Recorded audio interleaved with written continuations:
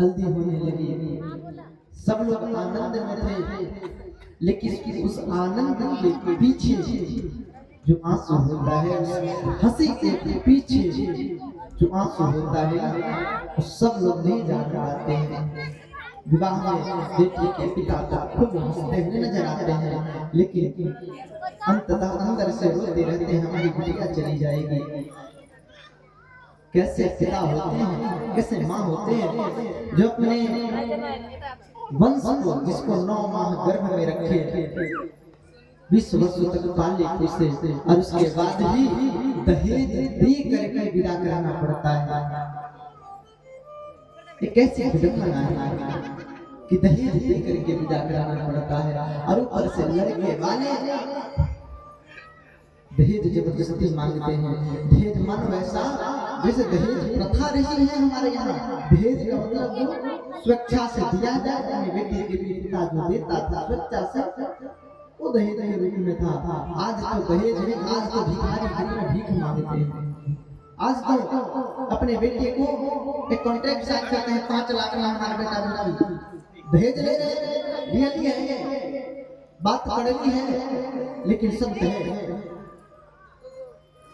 हम कहते हैं जिस बाप को लग रहा हो हमारे बेटे के लिए 5 लाख दहेज चाहिए, वो अपने माथे पर भिखारी लिखवा करके जाए बेटे के घर पे, हम भिखारी हैं। दहेज देने के बाद भी बेटी वाले झुक करके रहते हैं, कहते हैं हम नीचे हैं। अच्छा आप ही बताओ, जो देने वाला होता है वो बड़ा होता है कि लेने वाले बड़ा होता है? देने वाले बड़ा होते हैं। फिर भी बेटे के बाप देने के बाद भी झुक करके रहता है। क्यों?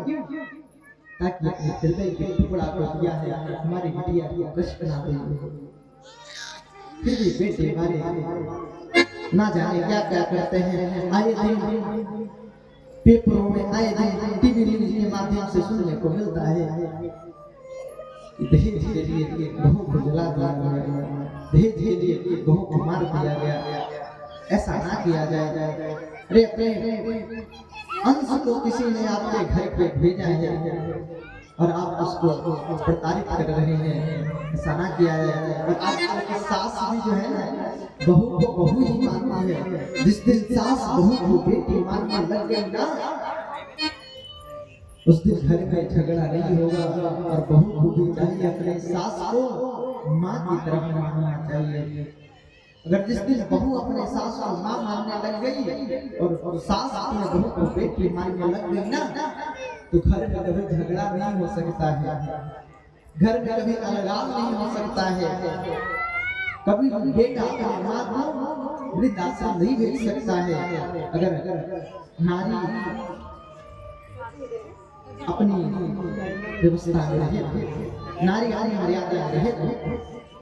नहीं तो आज देख लो हमारे श्री गौरी गोपाल आश्रम में 295 वृद्ध मैया हैं और सबके बेटे बड़े बड़े पदाधिकारी हैं, बड़े बड़े पैसे वाले हैं। अभी 5 महीना पहले और मैया आई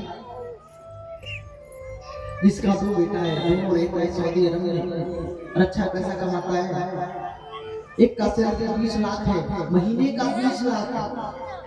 और एक जो नया वाला था उसको 12 लाख में ज्वाइनिंग हुआ है, 12 लाख का पैकेज। और उसके बाद वो दोनों वहीं गए, वहीं बच गए, वहीं की नागरिकता ले लिए विवाह करके, और फिर अपने माता पिता के लिए नहीं आए। वो मैया अभी हमारे गौरी गोपाल आश्रम में रहती है। देख लो इतना कमाने के बाद भी अपने माँ के लिए अगर चाहे तो महीने का 10 से 20 हजार भी दे दे तो बढ़िया से जीवन कट जाएगा। इतना कमाने के बाद भी अपने माँ के लिए 2 वक्त की रोटी नहीं दे पा रहा है। इसलिए सबसे निवेदन है भैया, अपने बेटे को धन अर्जित करके मत दो, उसको ज्ञान दो, उसको संस्कार दो।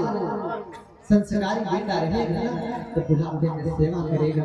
अन्यथा धनवान बेटे तो अपने माँ बाप को पहचानने से इनकार कर देते हैं। ये बात सच्ची बता रहे हैं। यही औरंगाबाद जिला में एक दाऊदनगर गांव है, वो भी शहर टाइप का है। वहां का एक लड़का डीएम बना। जब उसके पिताजी गए ना मिलने के लिए अपने बेटे से, साफ